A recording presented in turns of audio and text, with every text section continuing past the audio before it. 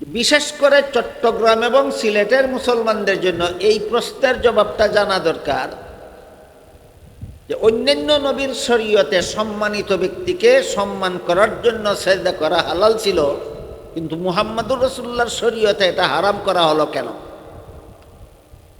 আর এই দুই জেলার মানুষের জন্য বেশি জানা দরকার কেন বলছি, কারণ আমার জানা মতো এই দুই জেলার বহু মুসলমান কেউ পীরকে সম্মানের জন্য সেজদা করে, কেউ কবরকে সম্মানের জন্য সেজদা করে, কেউ মাজারকে সম্মানের জন্য সেজদা করে। এদেরকে যখন বলা হয় আল্লাহ ছাড়া আর কাউকে সেজদা করা হারাম, তখন তারা বলে ফিরিস্তারা যে আদমকে সেজদা করেছিল সেটা কি হারাম ছিল? যদি না হয়ে থাকে তাহলে আমারটা হারাম হবে কেন? কি পরিমাণ ইত্রামি দলিল শিখেছে চিন্তা করে দেন। আদম আলাইহিস সালামের শরীয়তে, আদম আলাইহিস সালামের ইসলাম ধর্মে সম্মানিত ব্যক্তিকে সেজদা দিয়ে সম্মান করা হালাল ছিল। তোমার নবীর শরীয়তে হারাম। তুমি কি আদম নবীর উম্মত না মুহাম্মদুর রাসূলুল্লাহর উম্মত? তুমি মুহাম্মদুর রাসূলুল্লাহর উম্মত হয়ে আদম নবীর ইসলামী শরীয়তের দলিল দাও কেন শয়তান কোথাকার? আদম আলাইহিস সালামের ইসলাম ধর্মে তো আপন মেয়েকে আপন ছেলের কাছে বিয়া দেওয়া হালাল ছিল। আদম হাওয়া যখন প্রথম দুনিয়াতে আসলেন, তখন তাদের ঘরে প্রতি বছর 2টি করে যমজ সন্তান জন্ম হইত। আগের বছর একটি ছেলে একটি মেয়ে একসাথে জন্ম হইত, পরের বছর আবার একটি ছেলে একটি মেয়ে একসাথে জন্ম। আল্লাহ আদেশ দিলেন, তোমার আগের বছরের ছেলের কাছে পরের বছরের মেয়েকে বিয়ে দাও, আর পরের বছরের ছেলের কাছে আগের বছরের মেয়েকে বিয়ে দাও। বুঝে থাকলে বলুন তো, আদম আলাইহিস সালাম নিজের মেয়েদেরকে কার ছেলের কাছে বিয়ে দিতেন? এখন যদি কেউ নিজের মেয়েকে নিজের ছেলের কাছে বিয়ে দিয়ে বলে আদমে দিলে যদি হালাল হয়, আমি দিলে হারাম হবে কেন? এটা দলিল না শয়তানি? এইরকম শয়তানি ওইটাও। এটা আদম নবীর ইসলাম ধর্মে হালাল ছিল, তোমার নবীর ইসলামে হারাম। এই জন্য বলেছি, কিছু বিস্তারিত ব্যাখ্যা বিশ্লেষণের বেলায় বিভিন্ন নবীর ইসলাম ধর্মের বিভিন্ন বিধিবিধানে ভিন্নতা আছে, পার্থক্য আছে, কিন্তু মৌলিক 6 কথার মধ্যে সমস্ত নবীর ইসলাম ধর্মের মূল 6 কথা অভিন্ন। মৌলিক 6 কথা অভিন্ন। যেমন নিজের ছেলের কাছে নিজের মেয়ে বিয়া দেওয়ার ব্যাপারটা, এটা আদমের ইসলামে হালাল ছিল, মুহাম্মদী ইসলামে হারাম। তেমনিভাবে সম্মানিত ব্যক্তিকে সেজদা দিয়ে সম্মান করা পূর্ববর্তী নবীর ইসলাম ধর্মে হালাল ছিল, শেষ নবীর ইসলাম ধর্মে হারাম। কিন্তু 6 কথার মধ্যে কোনো ভিন্নতা নাই। 6 কথার প্রথম কথা হলো আমি আল্লাহকে বিশ্বাস করি। 2 নম্বর কথা হলো আমি আল্লাহর ফিরিস্তাগণকে বিশ্বাস করি। 3 নম্বর কথা হলো আমি আল্লাহর নাজিলকৃত আসমানি কিতাব তথা কুরআন বিশ্বাস করি। 4 নম্বর কথা হলো আমি আল্লাহর প্রেরিত নবী রাসূলগণকে বিশ্বাস করি। 5 নম্বর কথা হলো আমি আল্লাহর নির্ধারিত তকদির বিশ্বাস করি। 6 নম্বর কথা হলো আমি পরকালের চিরস্থায়ী জীবন বিশ্বাস করেন। আপনারা কটা হইল? এই 6 কথা সকল নবীর ইসলাম ধর্মের মূল কথা। এই 6 কথা সকল নবীর ইসলাম ধর্মের মূল কথা। তাইলে কি এক একজন নবীর এক এক ধর্ম ছিল, না সকল নবীর এক ধর্ম ছিল? হ্যাঁ, এই কথাটা বোঝাবার জন্য আমি এতক্ষণ অন্যান্য কথা আপনাদেরকে, এক এক নবীর এক এক ধর্ম ছিল না, সকল নবীর এক ধর্ম ছিল। এই জন্য সকল নবীর ধর্মের মূল কথা 6টা অভিন্ন। আদম আলাইহিস সালামের ধর্মের নাম ছিল ইসলাম, নূহ আলাইহিস সালামের ধর্মের নাম ছিল ইসলাম, ইব্রাহিম আলাইহিস সালামের ধর্মের নাম ছিল ইসলাম, মুসা আলাইহিস সালামের ধর্মের নাম ছিল ইসলাম, ঈসা আলাইহিস সালামের ধর্মের নাম ছিল ইসলাম, যেমনভাবে মুহাম্মাদুর রাসূলুল্লাহ সাল্লাল্লাহু আলাইহি ওয়াসাল্লামের ধর্মের নাম। এবার বলেন তো, কথা বুঝে থাকলে, ইসলাম ধর্ম যদি কেউ গ্রহণ করে না, ভিন্ন কোনো ধর্ম যদি কেউ পালন করে, তাহলে সে কোন নবীর ধর্মের অনুসারী হয়? একজনে বলেছেন, অনেকেই হয়তো বুঝেননি। সকল নবীর ধর্ম যদি ইসলাম হয়ে থাকে, তাহলে বর্তমান দুনিয়াতে ইসলাম ছাড়া অন্য ধর্ম যারা পালন করে তারা কোন নবীর অনুসারী? এইবার বুঝতে পেরেছে।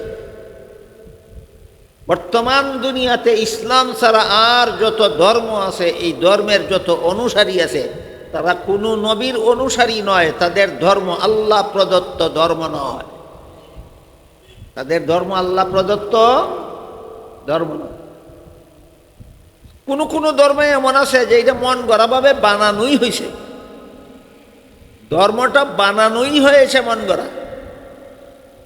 আর কোনো কোনো ধর্মে এমন আছে বর্তমান দুনিয়াতে ইসলাম ছাড়া, যেগুলি আল্লাহ যেই ইসলাম ধর্ম দিয়েছিলেন সেই ইসলাম ধর্ম তারা রাখিনি, সেটাকে ক্যান্সেল করে দিয়ে তারা নূতনভাবে ধর্মের একটা রূপরেখা দিয়েছে।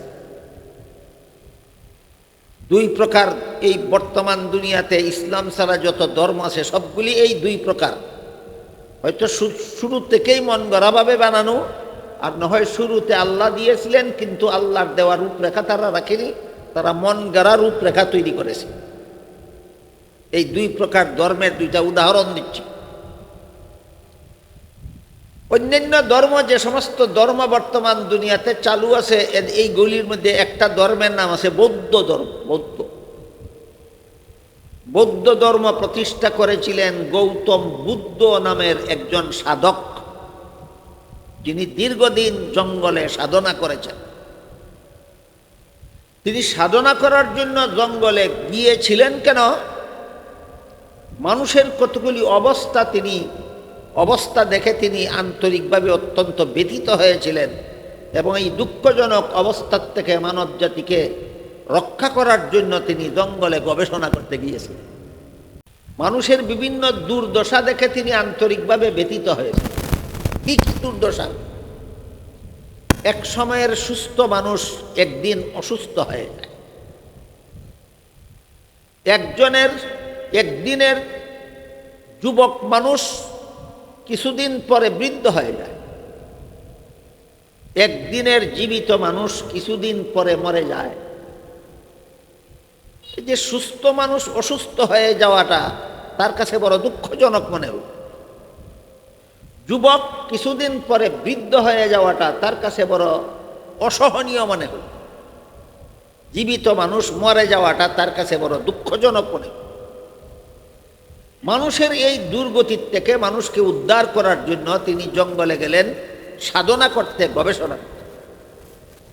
দীর্ঘদিন জঙ্গল বাসে থেকে গবেষণা সাধনা শেষ করে জঙ্গল থেকে বের হয়ে এসে মানব জাতিকে যাবতীয় বিপর্যয় থেকে রক্ষা করার জন্য একটা মূল মন্ত্র শিক্ষা দিলেন। এই মূল মন্ত্রের উপর ভিত্তি করেই বৌদ্ধ ধর্ম প্রচার হইল। এই মূল মন্ত্রটা ছিল জীব হত্যা মহাপাপ। এটা হইল বৌদ্ধ ধর্মের মূল মন্ত্র, জীব হত্যা মহাপাপ। এই জন্য বৌদ্ধ ধর্মাবলম্বীরা না কোনো গোশত খেতে পারে, গোশত খেতে হলে জীব হত্যা করতে হয়। না কোনো মাছ খেতে পারে, মাছ খেতে হলে জীব হত্যা করতে হয়। শুধু শুকনা মাছ খেলে জীব হত্যা দরকার হয় না। কি বলেন? শুকনা মাছ বুঝেন? আমরা সিলেটি ভাষায় বলি শুক্তি। কি বলেন? শুধু শুক্তি খেতে হলে জীব হত্যা করতে হয় না? হয়। সুতরাং জীব শুক্তি খাওয়ারও কোনো উপায় নেই। না গোশত খাওয়ার কোনো উপায় আছে, না মাছ খাওয়ার কোনো উপায় আছে, না শুক্তি খাওয়ার কোনো উপায় আছে। শুধু খাওয়ার সহজ ব্যবস্থা হলো নিরামিষার ডাল।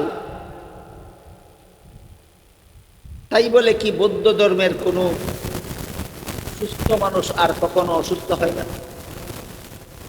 বৌদ্ধ ধর্মের কোনো যুবক কি কখনো বৃদ্ধ হয় না? বৌদ্ধ ধর্মের অনুসারী কোনো জীবিত মানুষ কি কখনো মরে না? মরে না? তাহলে তোমার মন গড়া ধর্মটা সত্য প্রমাণিত হইল না বাতিল? এইভাবে যত মন গড়া বানানো ধর্ম আছে সবগুলি মন গড়া বানাবার কারণে বাতিল।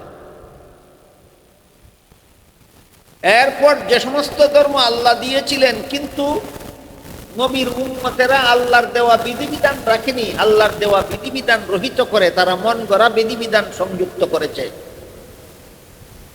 এই জাতীয় ধর্মগুলির মধ্যে বর্তমান দুনিয়াতে সবচেয়ে প্রসিদ্ধ ধর্মের নাম হইল খ্রিস্ট ধর্ম, খ্রিস্টানদের ধর্ম। খ্রিস্টানদের ঈসা আলাইহিস সালামের মাধ্যমে আল্লাহ খ্রিস্টানদেরকে ইসলাম ধর্ম দিয়েছিলেন। ঈসা আলাইহিস সালাম দুনিয়াতে থাকাকালে যে সমস্ত খ্রিস্টানেরা ঈসা নবীর অনুসারী ছিল তারাও আমানতু বিল্লাহি বিশ্বাস করত, ওয়া মালাইকাতিহি বিশ্বাস করত, ওয়া কুতুবিহি বিশ্বাস করত, ওয়া রুসুলিহি বিশ্বাস করত, ওয়াল ইয়াউমিল আখিরি ওয়াল কদরি খাইরিহি ওয়া শাররিহি মিনাল্লাহি তাআলা বিশ্বাস করত, ওয়াল বাসি ওয়াদাল মাউত বিশ্বাস করত। যে ছয় কথা সকল নবীর ইসলাম ধর্মের মূল, এই ছয় কথা ঈসা নবীর দুনিয়াতে থাকাকালে তার অনুসারী খ্রিস্টানেরা বিশ্বাস করত। তারা ছিল ঈসা নবীর খাঁটি উম্মত। বর্তমান দুনিয়ার ইহুদি খ্রিস্টানেরা এই বাইবেল তাদের পবিত্র মহা আসমানি মহাগ্রন্থ মনে করে। বর্তমান দুনিয়ার এই বাইবেলটাকেই আল্লাহ লিখিত, আল্লাহর পবিত্র মহা আসমানি মহাগ্রন্থ মনে করে। অথচ এই বাইবেল তাওরাতের মূল কিতাব না বিকৃত, ইনজিলের মূল কিতাব না বিকৃত, বিকৃতির একটা প্রমাণ শুনুন। বলবো বাইবেলটা যে বিকৃত, যে অবিকৃত নয়, আল্লাহ যেমনটা নাজিল করেছিলেন তেমনটা আল্লাহ নাজিল করা বিধানগুলি এরা মন করা কতগুলি বিধান লিখেছে, এর নাম দিয়েছে বাইবেল। এর একটা প্রমাণ শুনুন। ইউরোপের একজন সেরা স্বাস্থ্যবিজ্ঞানী ছিলেন, তার নাম ছিল ডক্টর মরিস বুকাইলি। তিনি ধর্মবিশ্বাসে ছিলেন খ্রিস্টান, স্বাস্থ্যবিজ্ঞানী ছিলেন, অত্যন্ত মেধাবী ছিলেন। ইসলাম ধর্মের প্রতি তার বড় হিংসা ছিল। তার সবসময় তার মনে কুচিন্তা লেগেই থাকতো যে ইসলাম ধর্মকে ভ্রান্ত ধর্ম বলে দুনিয়াতে প্রচার করা দরকার। এক সময় তার মাথায় খেলল যে ইসলামের ধর্মগ্রন্থ হইল কোরআন, কোরআনে যদি ভুল বের করা যায় তাহলে ইসলাম ধর্মটাকে বিশ্ববাসীর কাছে ভুল ধর্ম বলে প্রচার করে দেওয়া যায়।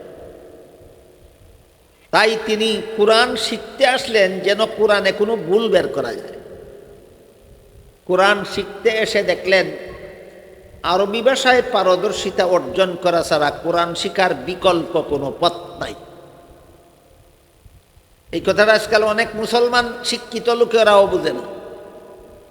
আরবি ভাষায় পারদর্শিতা অর্জন করা ছাড়া কোরআন বুঝার কোনো পথ নাই। আপনি তুতার বুলির মতো কতগুলি অনুবাদ মুখস্থ করতে পারবেন। যেমন কোরআনের প্রথম সূরার প্রথম আয়াত আলহামদুলিল্লাহি রাব্বিল আলামিন, এর বাংলা অর্থ হলো সমস্ত প্রশংসা আল্লাহর জন্য যিনি সমগ্র জগতের প্রতিপালক। এই যে আমি বললাম আলহামদুলিল্লাহি রাব্বিল আলামিন, আয়াতের বাংলা অর্থ হলো সমস্ত প্রশংসা আল্লাহর জন্য যিনি সমগ্র জগতের প্রতিপালক। তুতার বুলির মতো আপনি অনুবাদটা মুখস্থ করতে পারবেন, কিন্তু সমস্ত প্রশংসা যে বললেন এই সমস্ত কোন শব্দের অর্থ আপনি পারবেন না বলতে।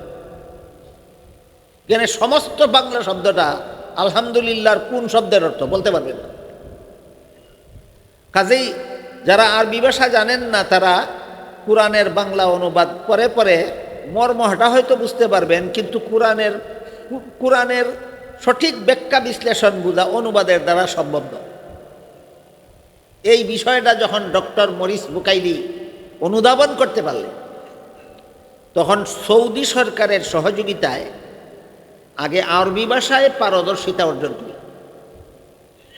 আরবি ভাষার পণ্ডিত হওয়ার পরে তিনি কোরআন পড়া শুরু করলেন।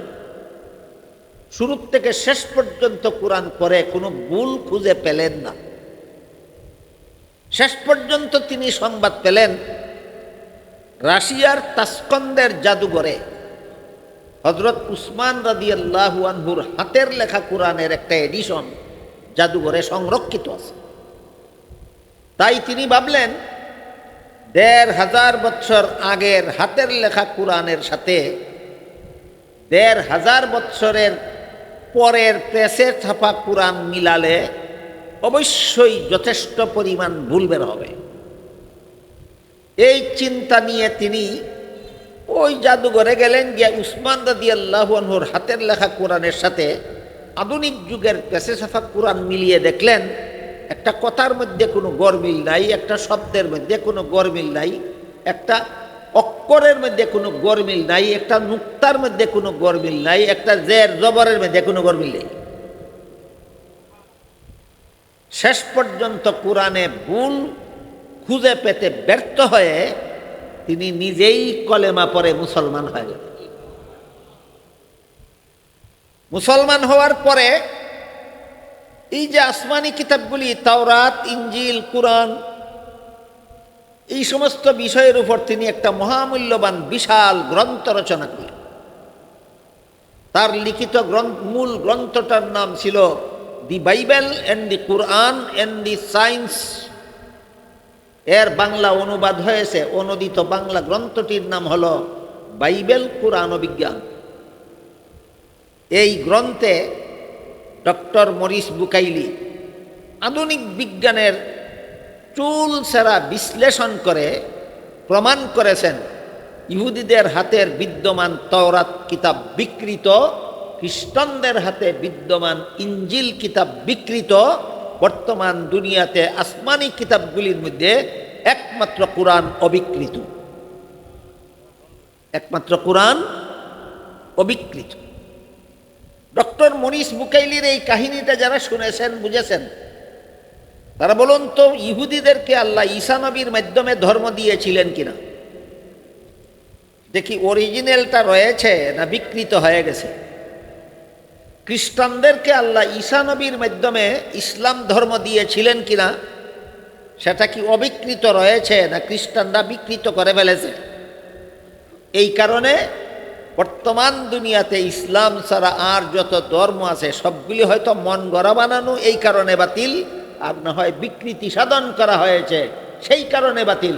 তাই একমাত্র ইসলাম ছাড়া বর্তমান দুনিয়ার প্রচলিত সমস্ত ধর্ম বাতিল। এই কথাটা আল্লাহ কোরআনের বিভিন্ন আয়াতে বিভিন্নভাবে বলেছেন। এক আয়াতে বলেছেন ইন্নাদ-দীনা ইনদাল্লাহিল ইসলাম। এর অর্থ হলো আল্লাহর কাছে গ্রহণযোগ্য ধর্ম একমাত্র ইসলাম। আর এক আয়াতে বলেছেন ওয়া'আদাল্লাহুল্লাযীনা আমানু মিনকুম ওয়া আমিলুস সালিহাতি লায়াস্তাখলিফান্নাহুম ফিল আরদ কামাস্তাখলাফাল্লাযীনা মিন ক্বাবলিহিম ওয়া লায়ুমাক্কিনান্না লাহুম দীনাহুমুল্লাযী ইরতাদা লাহুম। এই শেষ বাক্যটার অর্থ হলো তোমাদের ইসলাম ধর্ম আল্লাহর কাছে পছন্দসই। এক আয়াতে বলেছেন আল্লাহর কাছে গ্রহণযোগ্য ধর্ম ইসলাম, আর এক আয়াতে বলেছেন ইসলাম ধর্ম আল্লাহর কাছে পছন্দসই। আরো পরিষ্কারভাবে সূরা আলে ইমরানের 85 নম্বর আয়াতে আল্লাহ বলেছেন মাই ইয়াবতাগি গায়রাল ইসলামি দীনান ফালাই ইউকবালা মিনহু। ইসলাম ছাড়া আর কোনো ধর্মই আল্লাহর কাছে গ্রহণযোগ্য নয়। সবচেয়ে পরিষ্কার কথা পাওয়া গেল সূরা আলে ইমরানের 85 নম্বরে, ইসলাম ছাড়া আর কোনো ধর্মই আল্লাহর কাছে গ্রহণযোগ্য নয়। এই কথাটা সূরা আলে ইমরানের 85 নম্বর আয়াতের এই কথাটা যে একমাত্র ইসলাম ছাড়া আর কোনো ধর্মই আল্লাহর কাছে গ্রহণযোগ্য নয়, এই কথাটা এর কারণটা কি? এতক্ষণ যারা আমার কথা শুনেছেন তার বলুন তো, এর কারণটা কি? কারণ হলো বাকি সবগুলি ধর্ম বাতিল, বাকি সবগুলি ধর্ম বাতিল। বুঝে থাকলে বলুন, সূরা আলে ইমরানের 85 নম্বর আয়াতে যে আল্লাহ বললেন একমাত্র ইসলাম ছাড়া আর কোনো ধর্মই আল্লাহর কাছে গ্রহণযোগ্য নয়, কেন? বাকি সবগুলি বাতিল। এতটুকু কথা বোঝার পরে এখন আরেকটা কথা আমি আপনাদের সামনে তুলে ধরছি, সেটা হলো সূরাতুল বাকারার 256 নম্বর আয়াতে আল্লাহ বলেছেন লা ইকরাহা ফিদ্দীন। এর অর্থ হলো ধর্মের বেলায় বল প্রয়োগ চলবে না, বরং সমস্ত ধর্মাবলম্বীকেই আপন আপন ধর্ম পালনের স্বাধীনতা দিতে হবে। কেউ কারো ধর্ম পালনে বাধা দিতে পারবে না, কেউ কাউকে গায়ের জুড়ে ধর্মান্তরিত করতে পারবে না। প্রতি সমস্ত ধর্মাবলম্বীকে স্বাধীনভাবে আপন আপন ধর্ম পালনের সুযোগ সুবিধা দিতে হবে। এবার প্রশ্ন জানি, ইসলাম ছাড়া বাকি সবগুলি ধর্ম যদি বাতিলই হয়, তাহলে পালন করার স্বাধীনতা দিতে হবে কেন? আর পালন করার স্বাধীনতাই যদি দেওয়া হয়, তাহলে গ্রহণযোগ্য হবে না কেন? আমার কথা বুঝেন আপনারা? প্রশ্নটা কি বুঝতে পেরেছেন? এই প্রশ্নের জবাব না জানার কারণে বর্তমান সমাজের বহু শিক্ষিত মুসলমান সত্য ধর্ম আর বাতিল ধর্মকে একাকার করে জগা খিচুড়ি পাকাচ্ছে। সত্য ধর্ম আর বাতিল ধর্মকে একাকার করে কি পাকাচ্ছে? জগা খিচুড়ি পাকাচ্ছে। এই জগা খিচুড়ি মার্কা একটা স্লোগান গত 15-20 বছর যাবৎ বাংলাদেশে দেওয়া হচ্ছে, সেটা হলো ধর্ম যার যার উৎসব সবার। বলে কিনা? ধর্ম যার যার উৎসব সবার। এই স্লোগানের আড়ালে বহু মুসলমান হিন্দুদের দুর্গা পূজার মিষ্টি খায়। কোন স্লোগানের বাহানায় মুসলমানেরা দলে দলে দুর্গা পূজার মিষ্টি খায়? ধর্ম যার যার উৎসব। আমি বলি, ধর্ম যার যার উৎসব সবার হওয়ার কারণেই যদি মুসলমান দুর্গা পূজার মিষ্টি খেতে পারে, তাহলে তো হিন্দুরাও মুসলমানের ঈদুল আজহার কুরবানির গরুর গোশত খেতে পারে। তোমরা যদি পূজার মিষ্টি খাও, তাহলে হিন্দুদেরকে কুরবানির গোশত খাওয়াও, যেহেতু ধর্ম যার যার উৎসব সবার। এই স্লোগান দিয়ে কি কোনো হিন্দু আপনাদের কুরবানির গরুর গোশত খেতে এসেছে কোনো দিন? তাহলে এই স্লোগানটা কি বাস্তব না একটা চক্রান্ত? হিন্দুদেরকে গরুর গোশত খাওয়াবার জন্য এই স্লোগান নয়, মুসলমানদেরকে পূজার মিষ্টি খাওয়াবার জন্য এই স্লোগান আবিষ্কার করা হয়েছে।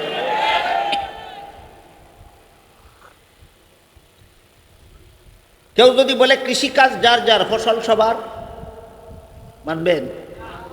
কেউ যদি বলে ব্যবসা যার যার, মুনাফা সবার, মানবে কেউ? কেউ যদি বলে চাকুরি যার যার, বেতন সবার, মানবে কেউ? আর কোনো পাগলে যদি কয় বিয়া যার যার, বউ সবার, মানবে কোনো ছাগলে? এইগুলি যেমন পাগলামি আর সাগলামি কথা। কৃষিকাজ যার যার, ফসল সবার একটা পাগলামি কথা, ব্যবসা যার যার, মুনাফা সবার একটা পাগলামি কথা, চাকুরি যার যার, বেতন সবার যেমন একটা পাগলামি কথা, ঠিক বউ বিয়া যার যার, বউ সবার একটা সাগলামি কথা, ঠিক তেমনি ভাবে ধর্ম যার যার, উৎসব সবার একটা মস্তানি কথা।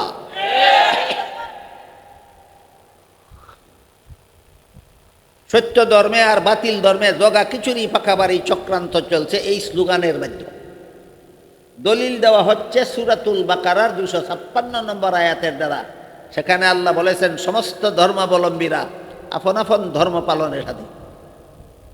তাই আমাদের বোঝা দরকার, যেখানে সূরা আলে ইমরানের 85 নম্বর আয়াতে পরিষ্কার ভাষায় বলে দিলেন ইসলাম ছাড়া আর কোনো ধর্মই আল্লাহর কাছে গ্রহণযোগ্য নয়, তাহলে সূরাতুল বাকারার 256 নম্বর আয়াতে সমস্ত ধর্মাবলম্বীদের তাদের ধর্ম পালনের স্বাধীনতা দিলেন কেন?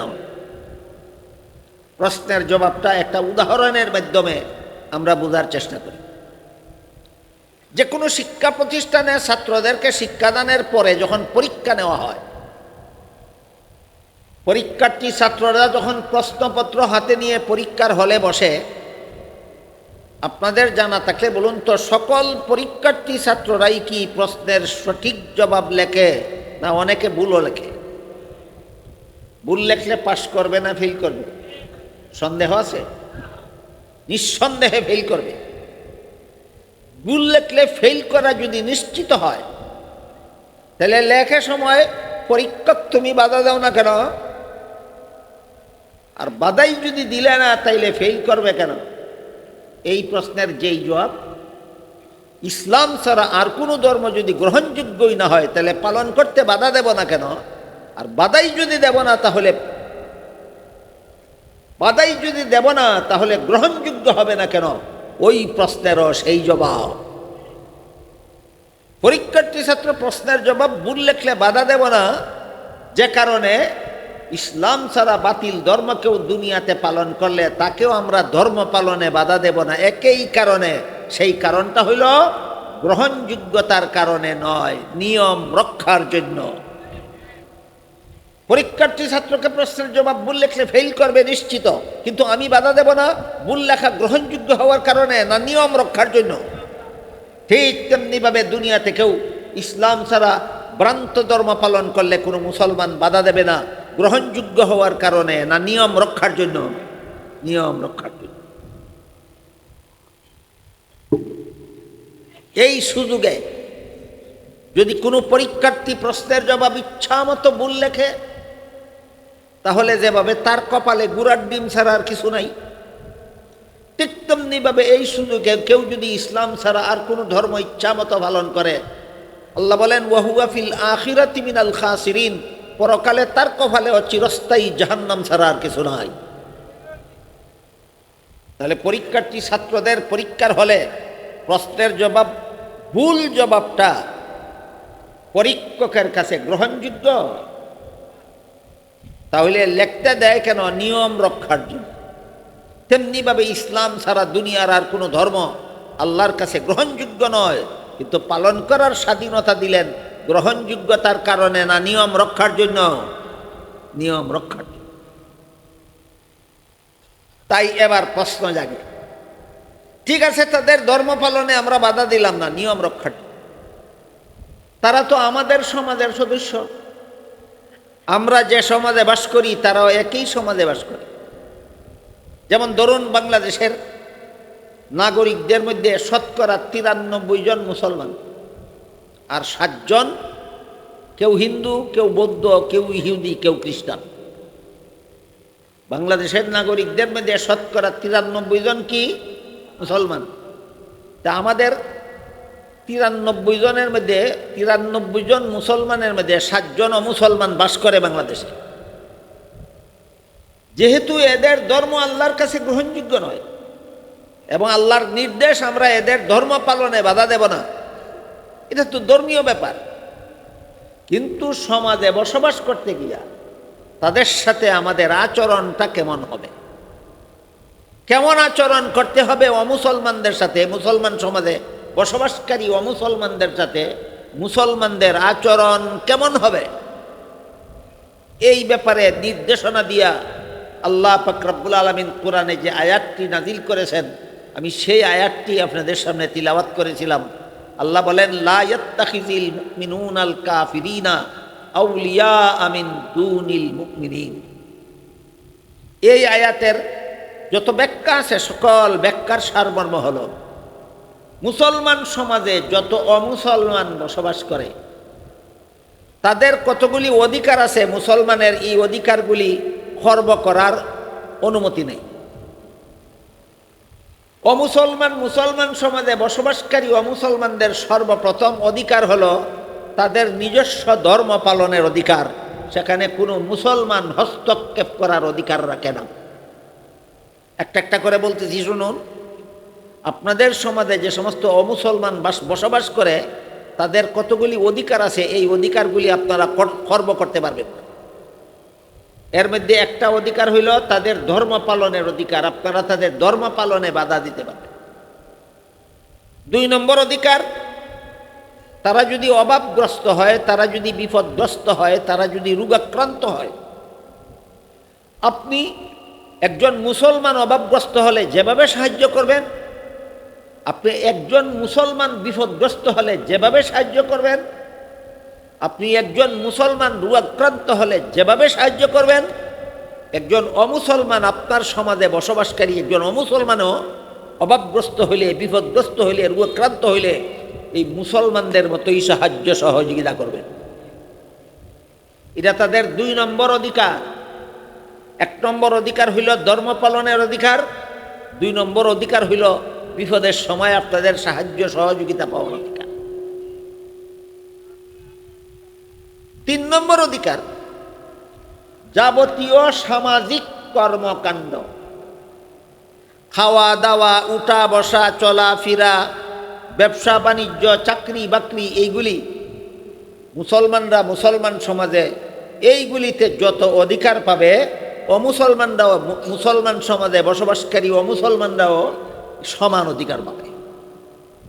সামাজিকভাবে যত রকমের আচার আচরণ আছে সবগুলিতে অন্যান্য মুসলমানের সাথে আপনি যেভাবে মিলেমিশে সমাজে বসবাস করেন, ঠিক তেমনিভাবে মুসলমান সমাজে বসবাসকারী অমুসলমানদের সাথেও সামাজিকভাবে মিলেমিশে বসবাস করতে হবে।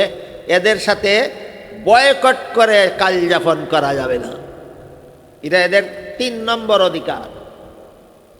4 নম্বর অধিকার হলো, একজন মুসলমান আর একজন মুসলমানের সাথে যেমনভাবে সদাচরণ করে, ভালো ব্যবহার করে, নম্র ব্যবহার করে, মধুর ব্যবহার করে, অমুসলমানরাও আপনাদের কাছে এই ব্যবহার পাওয়ার অধিকারী।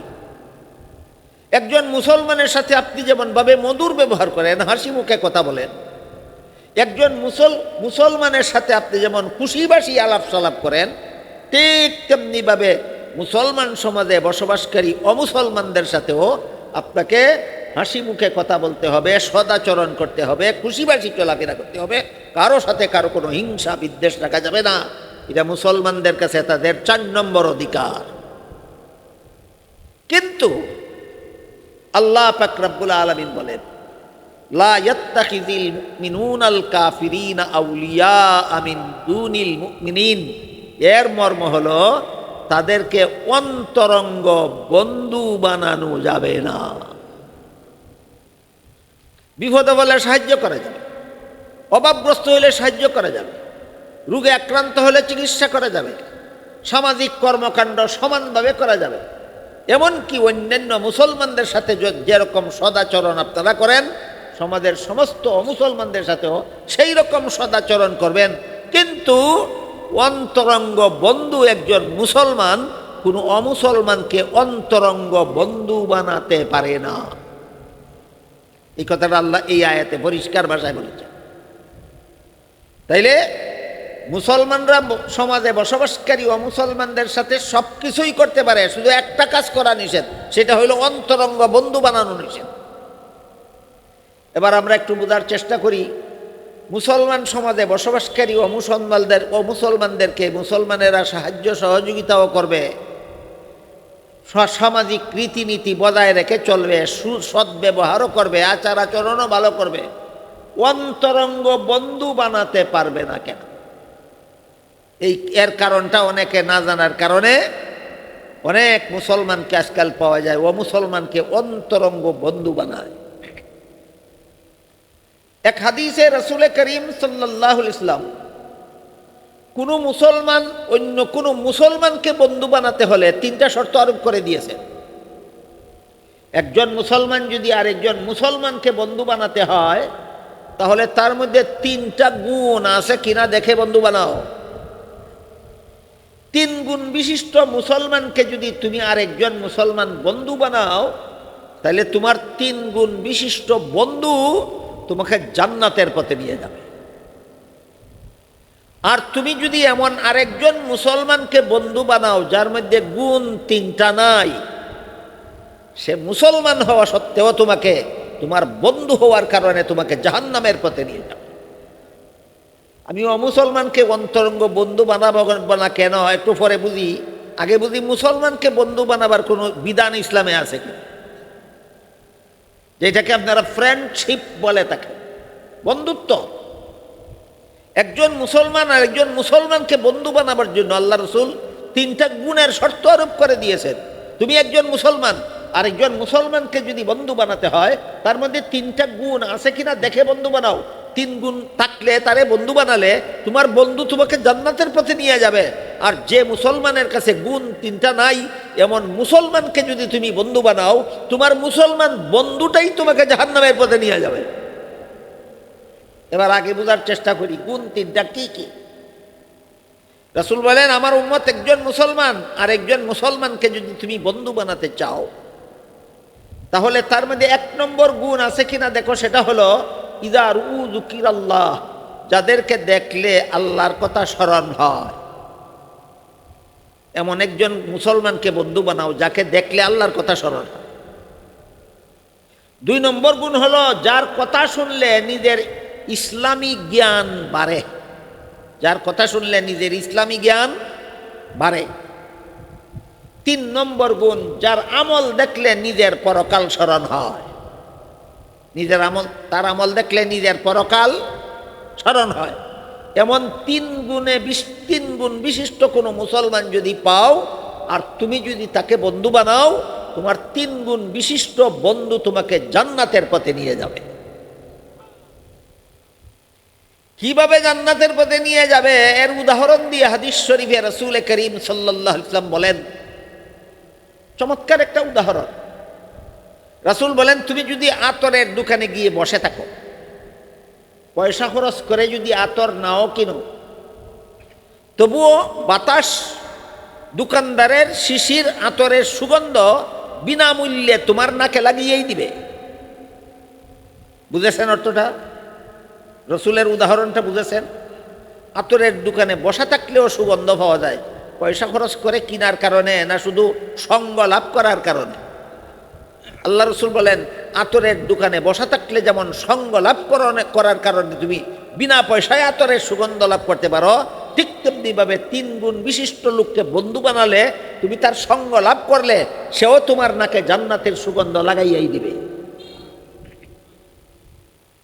পক্ষান্তরে রাসূল করিম সাল্লাল্লাহু আলাইহি ওয়াসাল্লাম বলেন, তুমি যদি এমন একটা মুসলমানকেও বন্ধু বানাও যার মধ্যে গুণ 3টা নাই, যারা দেখলে আল্লাহর কথা স্মরণ হয় না, যার কথা শুনলে নিজের এলেম বাড়ে না, যার আমল দেখলে নিজের পরকাল স্মরণ হয় না, এমন পাপিষ্ট মুসলমানকেও যদি তুমি একজন মুসলমান বন্ধু বানাও, সে তোমাকে জাহান্নামের পথে নিয়েই যাবে। কিভাবে নিয়ে যাবে এরও একটা চমৎকার উদাহরণ দিয়েছেন রাসূল হাদিস শরীফে। সেটা হলো, রাসূল বলেন, এই লোকটা হলো আতরের দোকানের মতো না, এই লোকটা হলো কর্মকারের দোকানের মতো। জানি না আপনারা কর্মকারকে কি বলেন? আমরা সিলেটি ভাষায় কামার বলি। কামার বুঝেন? রাসূল বলেন, তুমি যদি কামারের দোকানে গিয়ে বসে থাকো, কামার যে চুলার মধ্যে লোহা পোড়ায়, তুমি যদি সেই চুলার মধ্যে লোহা পোড়া নিতে শরিক নাও হও, কামার যে হাতুড়ি দিয়া পুরা লোহা পিটায়, তুমি যদি সেই পুরা লোহা পিটা নিতে অংশগ্রহণ নাও করো, শুধু যদি চুপচাপ বসে থাকো, তবুও এই কামারের চুলার লোহা পুরা ধোঁয়ার দুর্গন্ধ বাতাস তোমাকে তোমার নাকে লাগাইয়েই দেবে। বলেন, তার কাজে শরিক হওয়ার কারণে না শুধু তার সঙ্গ লাভ করার কারণে? ঠিক তেমনিভাবে যেই মুসলমানের গুণ 3টা নাই, এমন মুসলমানকে যদি আমার কোনো উম্মত বন্ধু বানায়, তাহলে কামারের দোকানের মতো তোমার পাপিষ্ট বন্ধু তোমার নাকে জাহান্নামের দুয়ার দুর্গন্ধ লাগাইয়াই দিবে। তাহলে ইসলামে ফ্রেন্ডশিপ করার কোনো নীতিমালা নাই, ইসলামে বন্ধু বানাবার কোনো নীতিমালা নাই। ইসলামের নীতিমালা হলো, তুমি এমন একজনকে বন্ধু বানাও যে তোমাকে জান্নাতের পথে নিয়ে যাবে। ফ্রেন্ডশিপের এই হইল রুল। ইসলাম বলে, কোনো মুসলমান যদি কাউকে বন্ধু বানায়, 3 গুণ বিশিষ্ট লোককে বন্ধু বানাবে যে তাকে জান্নাতের পথে নিয়ে যাবে। তাই 3 গুণ বিশিষ্ট কোন লোক যদি মুসলমান হয়, তারে বন্ধু বানালে সে তোমাকে জাহান্নামের পথে নিয়ে।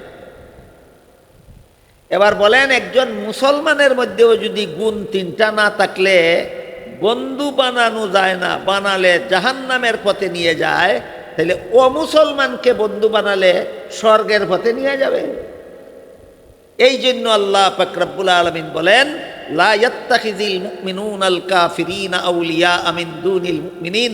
সাবধান, মুমিন মুসলমানেরা অমুসলমানদের সব রকমের আচার আচরণ ভালো করো, বিপদে পড়লে সাহায্য করো, অভাবে পড়লে সাহায্য করো, সে রোগাক্রান্ত হলে চিকিৎসার ব্যবস্থা করো, আর তার সাথে আচার ব্যবহার, চলাফেরা, উঠা বসা, সামাজিক কাজকর্ম, ব্যবসা বাণিজ্য সমান তালে করো, এমনকি তার সাথে সদাচরণ করো, এমন ব্যবহার করো যে ব্যবহার সে তার আত্মাটা খুশি হয়, সব কিছু করো। কিন্তু বন্ধু ও মুসলমানকে বন্ধু বানাবে দূরের কথা, দুষ্ট মুসলমানকেও যদি বন্ধু বানাও, দুষ্ট বন্ধুর কারণে তোমাকে জাহান্নামে যেতে হবে। আমি কি আপনাদের বুঝাতে পারলাম? আল্লাহ ও মুসলমানদের এতগুলি অধিকার দেওয়া সত্ত্বেও একজন মুসলমানের জন্য কোনো অমুসলমানকে অন্তরঙ্গ বন্ধু বানাতে নিষেধ করলেন কেন? কারণ পাপিষ্ট মুসলমানকে বন্ধু বানালে সেই যদি আমাকে জাহান্নামের পথে নিয়ে যায়, অমুসলমানকে বন্ধু বানালে তোমারে নরকে না নিয়ে ছাড়বে না।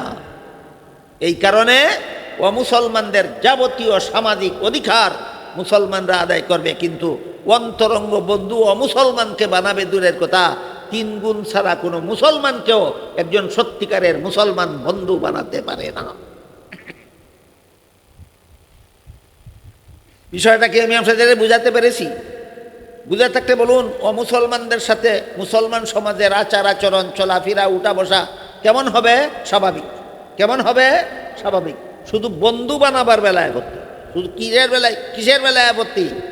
বন্ধু বানাবার। তো অমুসলমানের সাথে অমুসলমানকে মুসলমান বন্ধু বানাবার বেলায় আল্লাহর আপত্তি না। 3 গুণ ছাড়া মুসলমানের সাথেও, 3 গুণবিহীন মুসলমানের সাথে বন্ধু বানাতে তো আল্লাহর আপত্তি।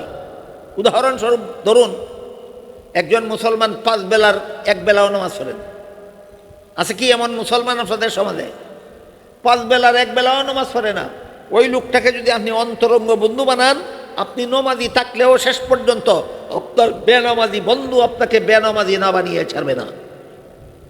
তাহলে বেনামাজিটাকে বন্ধু বানাবার কারণে আপনাকে জান্নাতের পথে নিয়ে গেল না জাহান্নামের পথে নিয়ে গেল? ধরুন একটা মুসলমান সুদখোর, তাকে আপনি বন্ধু বানালেন। একটা মুসলমান ঘুষখোর, তাকে আপনি বন্ধু বানালেন। একটা মুসলমান মদখোর, তাকে আপনি বন্ধু বানালেন। একটা মুসলমান গাঁজাখোর, তাকে আপনি বন্ধু বানালেন। একটা মুসলমান দুর্নীতিবাজ, তাকে আপনি বন্ধু বানালেন। একটা মুসলমান জালিয়াতিকারী, তাকে আপনি বন্ধু বানালেন। আপনার এই জালিয়াতিকারী বন্ধু, দুর্নীতিবাজ বন্ধু, মদখুর বন্ধু, গাঁজাখুর বন্ধু, ঘুষখুর বন্ধু, সুদখুর বন্ধু আপনাকে সুদখুর, ঘুষখুর, মদখুর, গাঁজাখুর, দুর্নীতিবাজ, জালিয়াতিকারী না বানিয়ে ছাড়বে না।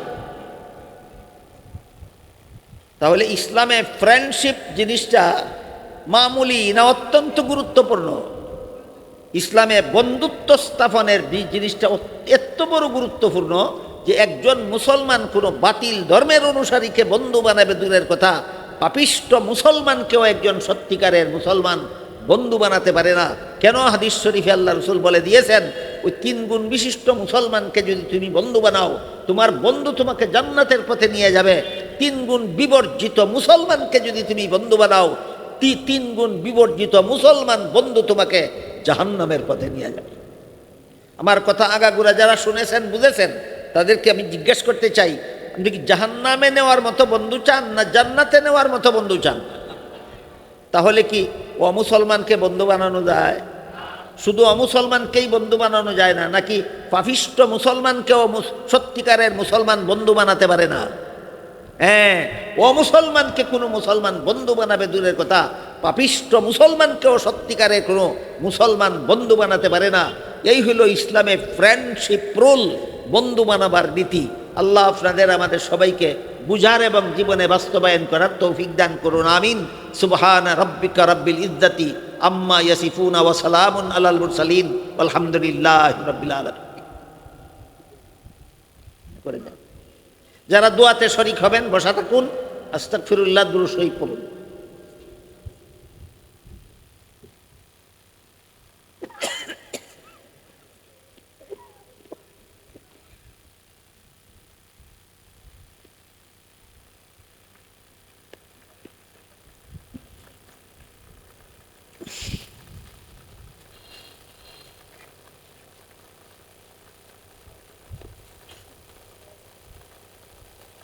اللهم صل على سيدنا ونبينا ومولانا محمد وعلى آله وأصحابه وبارك وسلم كما تحب وترضى عدد ما تحب وترضى الحمد لله الذي هدانا لهذا ما كنا لنهتدي لولا أن هدانا الله ربنا ظلمنا أنفسنا وإن لم تغفر لنا وترحمنا لنكونن من الخاسرين ربنا آتنا في الدنيا حسنة وفي الآخرة حسنة وقنا عذاب النار يا الله এই মুবারক সম্মেলনকে কবুল আর মঞ্জুর করুন। ইয়া আল্লাহ এর উসিলায় আমাদের জিন্দেগানকে হেদায়েত করুন, সমস্ত মুমিন মুসলমান মুর্দেগানকে নাজাত দান করুন। ইয়া আল্লাহ এখানে কোরআন হাদিস থেকে যা কিছু আলোচনা হচ্ছে আমাদের বুঝার এবং এর আলোকে জীবন গড়ার তৌফিক দান করুন। ইয়া আল্লাহ আমার কাছে যারা যত রকমের দুয়ার দরখাস্ত করেছেন প্রত্যেকের নেক